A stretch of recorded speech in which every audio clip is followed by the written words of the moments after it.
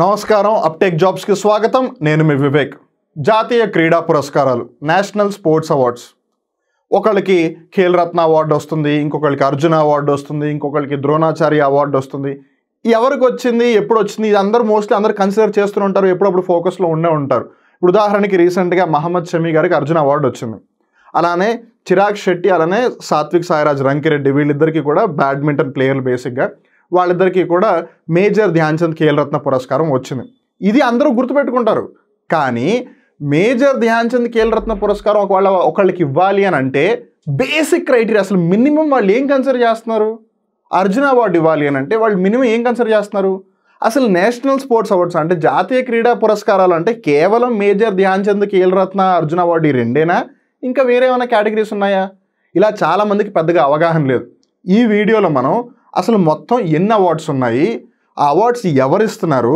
వాటికి ఉన్న basic criteria ఏంటి అంటే ఖచ్చితంగా ఇదైతే ఉండాలబ్బా తర్వాత మిగతావన్నీ ఆలోచిద్దాం అనే ఏవైతే అంశాలు ఉంటే వాటన్నిటిని కూడా మనం ఈ వీడియోలో డిస్కస్ చేద్దాం మరి ఇంకెందుకు ఆలస్యం let's get into the details national sports awards జాతీయ క్రీడా పురస్కారాలు ప్రతి సంవత్సరం కూడా బహుకరించబడతాయి so they are awarded every year ప్రతి సంవత్సరం కూడా నేషనల్ స్పోర్ట్స్ అవార్డ్స్ ఇస్తారు ఎందుకు ఇస్తున్నారు to recognise and reward excellence in sports క్రీడలకి సంబంధించి క్రీడా రంగానికి సంబంధించి వేరే విభాగాలు ఉన్నాయి obviously there are different categories so considering all of that ఆ కేటగిరీ పరంగా వాళ్ళు ఇచ్చిన ఎక్సలెన్స్ అవ్వచ్చు వాళ్ళు ప్రొవైడ్ చేసిన సర్వీస్ అవ్వచ్చు వాళ్ళు అందించిన సేవ అవ్వచ్చు వాటన్నిటిని కన్సిడర్ చేసి ఈ పురస్కారాలు అనేవి ఇస్తున్నారు ఈ పురస్కారాలని బహుకరిస్తోంది ఎవరు లేదు ఏ మంత్రిత్వ శాఖ ఇస్తుంది ఇదంతా అంటే ministry of youth affairs and sports government of India అంటే కేంద్ర ప్రభుత్వానికి సంబంధించిన యువత మరియు క్రీడా మంత్రిత్వ శాఖ ఈ నేషనల్ స్పోర్ట్స్ అవార్డ్స్ని బహుకరిస్తుంది మరి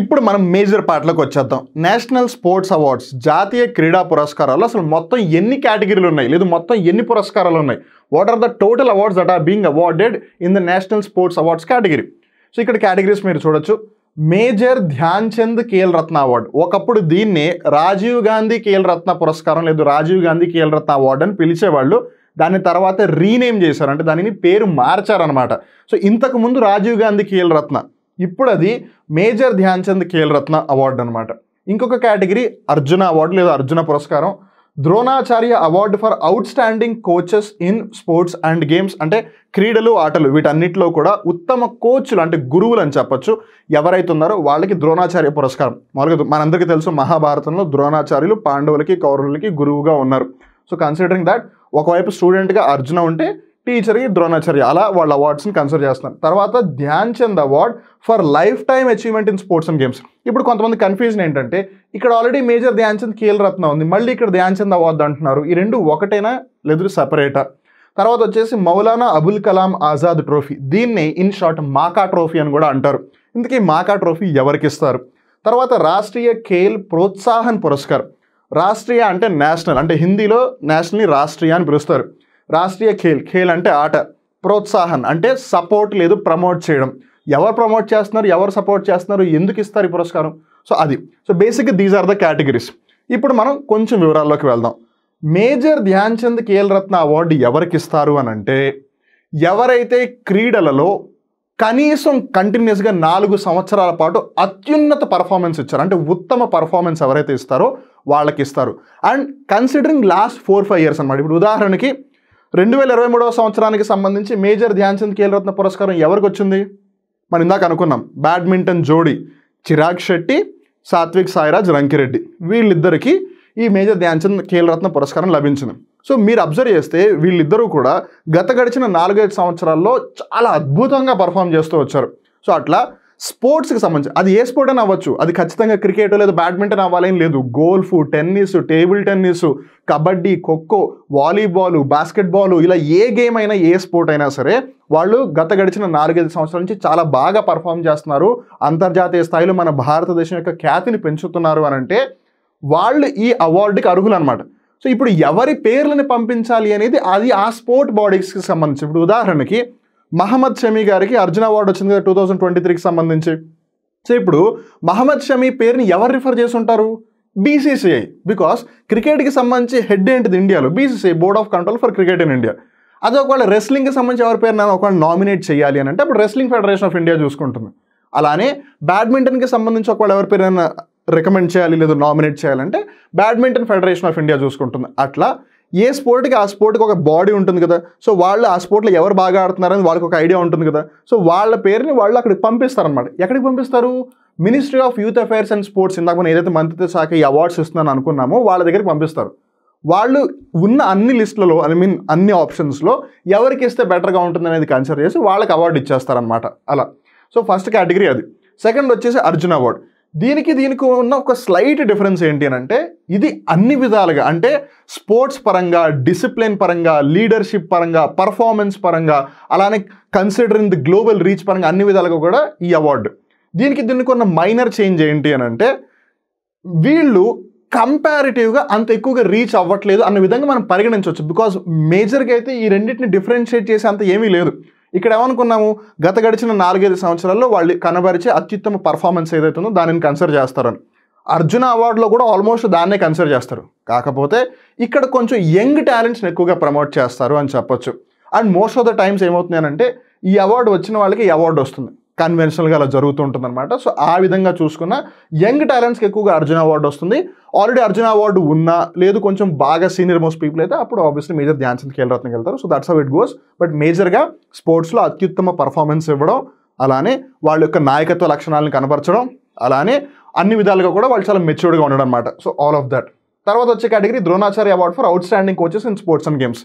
ఎవరైతే కోచెస్ ఉన్నారో, ఎవరైతే వాళ్ళ యొక్క స్టూడెంట్స్ లేదు ప్లేయర్స్ ఎవరైతే ఉన్నారో వాళ్ళని అంతర్జాతీయ స్థాయి దాకా తీసుకువెళ్ళి అక్కడ పథకాలు గెలిచే విధంగా ఎవరైతే కోచింగ్ ఇస్తారో వాళ్ళకి అవార్డు ఇస్తారు.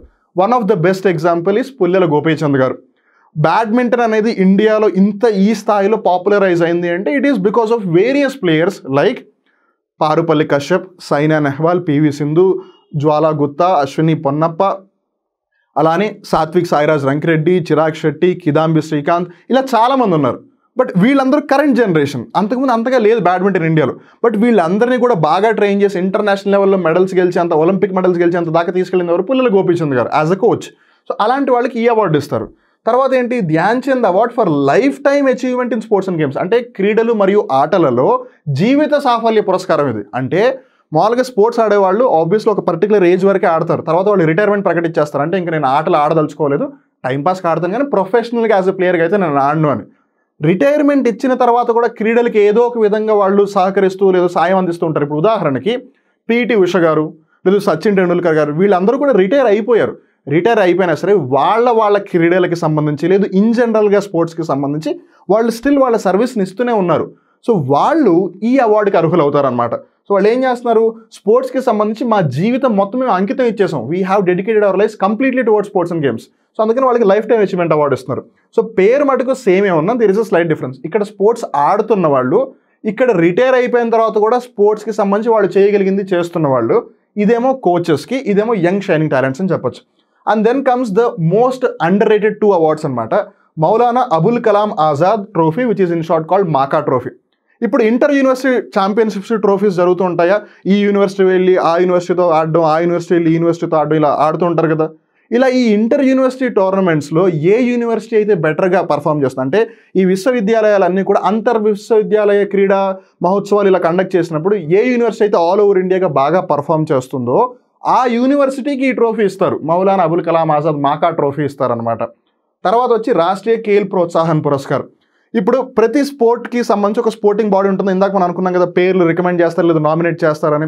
ఇప్పుడు వాళ్ళందరూ కూడా ఒక విధంగా స్పోర్ట్ని ప్రమోట్ చేస్తున్న వాళ్ళే కదా. అలానే కొన్ని ఆర్గనైజేషన్స్ కార్పొరేట్ సోషల్ రెస్పాన్సిబిలిటీ పరంగా లేదు వేరే విధంగా అయినా సరే స్పోర్ట్ని చాలా బాగా ప్రమోట్ చేస్తారు. ఇప్పుడు ఉదాహరణకి క్రికెట్ ఉంది. క్రికెట్ ఖచ్చితంగా బీసీసీఐ సపోర్ట్ చేయాలని లేదు. Of course it has to do it because it's it's responsibility. కానీ అదే క్రికెట్ గ్రామీణ స్థాయిలో అక్కడ క్రీడాకారులను వెతికి పట్టుకోవడం, వాళ్ళకి ఉత్తమ శిక్షణ ఇవ్వడం, వాళ్ళ నైపుణ్యాభివృద్ధి చేయడం, అలా ఒకళ్ళు ఏదైనా ఎన్జిఓ చేస్తుంది అనుకోండి, వాళ్ళు స్పోర్ట్ని ప్రమోట్ చేస్తున్నారు కదా. స్పోర్ట్ అనేది నిజంగా లైఫ్లో one of the key aspect అనమాట. సో వాళ్ళు ఆ విధంగా చేస్తున్నారు కాబట్టి వాళ్ళకి అవార్డు కన్సిడర్ చేసేది లేదా అవార్డు ఇచ్చేది ఈ కేటగిరీ అనమాట. So those are the categories for national sports awards, జాతీయ క్రీడా పురస్కారాలు. సో ఇప్పటి నుంచి ఓన్లీ ఈ 1, 2, 3 మీద ఫోకస్ కాకుండా వీటి మీద కూడా ఫోకస్ చేయండి. బికాస్ ఇవి అందరూ ఫోకస్ చేస్తారు. ఎవరైతే ఫోకస్ చేయరో వాటి మీద కూడా క్వశ్చన్ అడిగితే అప్పుడు మీరేం చేస్తారు? సో అందుకని ఇప్పుడు అన్నిటి గురించి తెలుసుకున్నారు.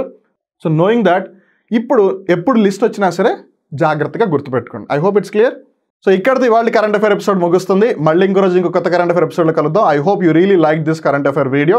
ఒకవేళ ఈ వీడియో మీకు నచ్చినట్లయితే లైక్ చేయండి. ఒకవేళ ఈ వీడియోకి సంబంధించి మీరు ఏదైనా చెప్పాలంటే హ్యాపీగా కింద కామెంట్ చేసి చెప్పండి. అలానే ఈ వీడియోని మర్చిపోకుండా ఇంకో 10 మందితో షేర్ చేయండి. అలానే ఒకవేళ అప్టెక్ జాబ్స్ యూట్యూబ్ ఛానల్కి మీరు మొట్టమొదటిసారిగా వచ్చినట్టయితే యూట్యూబ్ ఛానల్ని సబ్స్క్రైబ్ చేసుకోండి. అలానే దాని పక్కన ఉన్న బెల్ బటన్ కూడా ప్రెస్ చేయండి. మళ్ళీ ఇంకో రోజు ఇంకో కొత్త కరెంట్ అఫైర్ ఎపిసోడ్లో కలుద్దాం. అప్పటి వరకు నేను మీ వివేక్. నమస్కారం.